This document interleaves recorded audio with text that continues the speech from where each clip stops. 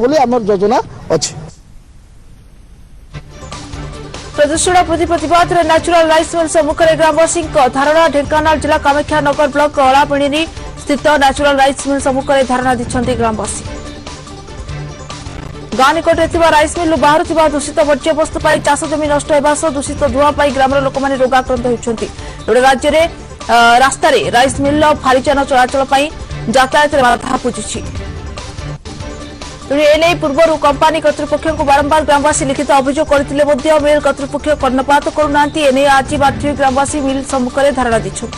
आम चाहूचु जे आम सुरक्षा केमिति हत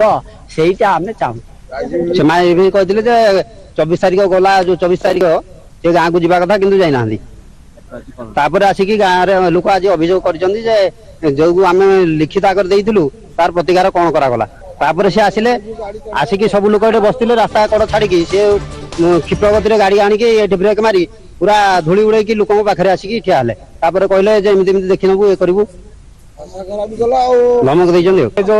पाउंश उड़िया द्वारा आम गाई गोरी माने धान चाष पर चलुंट बर्तमान रोग व्याधि भी आक्रांत होती पाउंश उड़िया द्वारा आम ये सब मोटरसाइकेल हो कि बाइक हो जाऊँ कि आखिरी पड़ला फल जा मेडिकल भी रोचु माने 100-150 लोक भी 700-800 टका मेडिकल खर्च होची तेणु से धारणा बसी तार से कौन पदक्षेप न नहीं बरम से बेसी विशृंखला करुचंती तार स्वरूप आज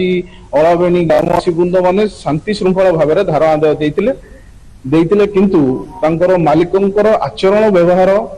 जो प्रकार आज देखा मिलला सी निहाती दुखर विषय